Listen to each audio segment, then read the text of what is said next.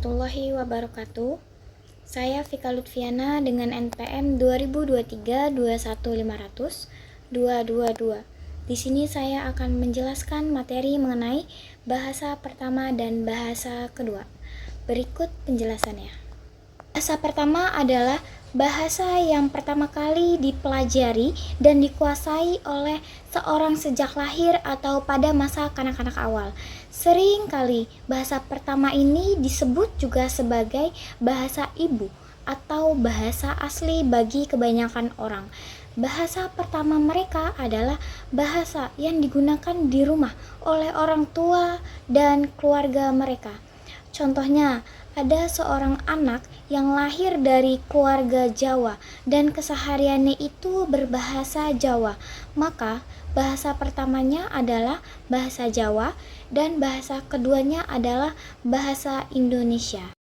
Bahasa kedua adalah bahasa yang dipelajari seseorang setelah bahasa pertama atau bahasa ibu mereka. Ini bukan bahasa yang mereka dapatkan secara alami atau sejak lahir, melainkan bahasa yang dipelajari di kemudian dalam hidupnya, seringkali melalui pendidikan formal dan paparan di lingkungan. Contohnya, sebagian besar masyarakat Indonesia, bahasa Indonesia adalah bahasa pertama mereka. Namun, karena pentingnya bahasa Inggris dalam dunia pendidikan, bisnis, dan pariwisata global, banyak orang Indonesia yang mempelajarinya itu di sekolah, kursus, atau melalui media. Dalam konteks ini, bahasa Inggris adalah bahasa kedua mereka. Pemerolehan bahasa pertama memiliki 4 tahap fase. Yang pertama itu fase praverbal. Anak ini mulai mendengar suara-suara di sekitar selama masa perkembangan dalam kandungan. 3-4 bulan anak mulai mengeluarkan suara-suara.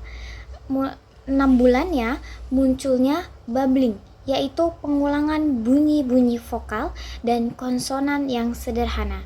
9-12 bulan munculnya kata-kata pertama yang bermakna, biasanya terkait dengan objek atau orang yang dikenali. Dan yang kedua itu peralihan ke fase penggunaan kata pertama. 12-18 bulan anak mulai menggunakan kata-kata secara lebih konsisten dan berusaha untuk menyusun kata-kata menjadi frasa pendek. 18-24 bulan perkembangan kosakata yang lebih cepat, anak mulai menggunakan kata-kata baru dan dapat memahami lebih banyak kata daripada yang mereka gunakan. Dan yang ketiga itu ada perkembangan kosakata dan pemahaman tata bahasa. 2-3 tahun bertambahnya jumlah kata dalam kosakata anak serta mulai memahami konsep-konsep dasar tata bahasa seperti kata benda, kata kerja, dan kata sifat. 3-4 tahun kemampuan memahami dan menggunakan kalimat yang lebih kompleks meningkat. Anak mulai menggunakan kata-kata penghubung dan pengembangan pemahaman tentang aturan tata bahasa dasar. Dan yang keempat, tahap perkembangan kemampuan berbicara dan memahami kalimat kompleks.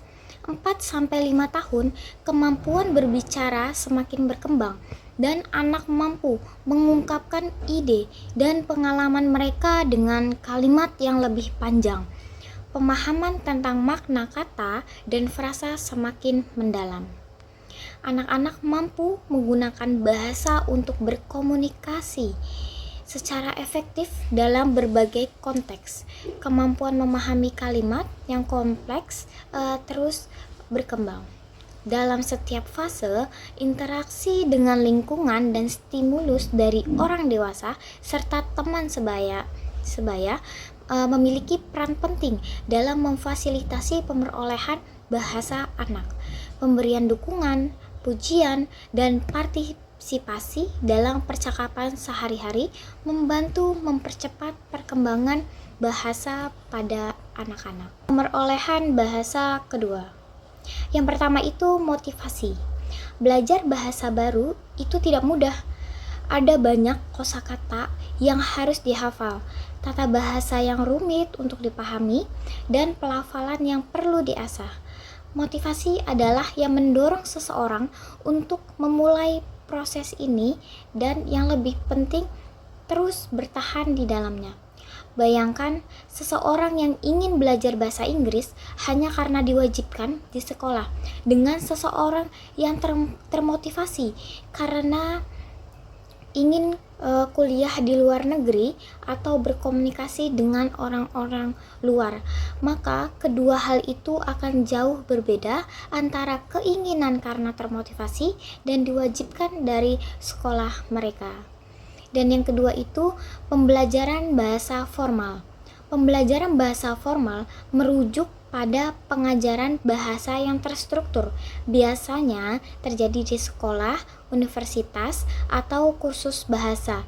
Pembelajaran formal juga sangat berpengaruh dalam pemerolehan bahasa kedua karena memberikan fondasi yang kokoh dan terstruktur yang sering sulit didapat hanya melalui paparan informasi.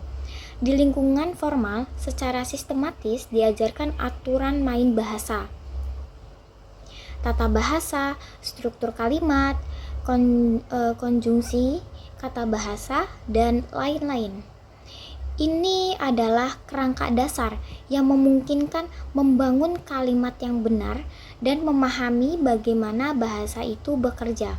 Tanpa pemahaman formal ini mungkin bisa berkomunikasi secara kasar, tetapi sering kali dengan banyak kesalahan dan kesulitan dalam mengekspresikan ide-ide kompleks.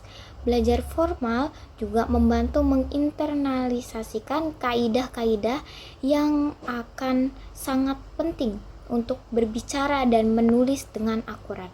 Dan yang ketiga itu transfer bahasa dari bahasa pertama. Transfer bahasa dari bahasa pertama sangat berpengaruh dalam pemerolehan bahasa kedua karena bahasa pertama bertindak sebagai kerangka acuan awal bagi pembelajar. Otak kita secara alami mencoba menggunakan pengetahuan yang sudah ada untuk memahami dan memproduksi hal baru. Dalam konteks bahasa, pengetahuan yang sudah ada itu adalah bahasa pertama kita.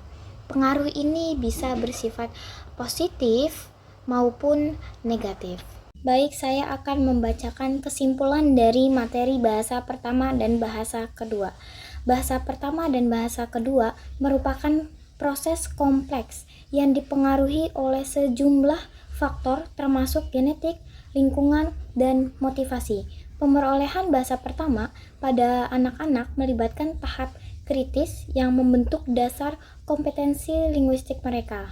Pemerolehan bahasa kedua memunculkan tantangan unik, terutama pada individu dewasa, dengan peran pentingnya lingkungan sosial, pengajaran, dan motivasi.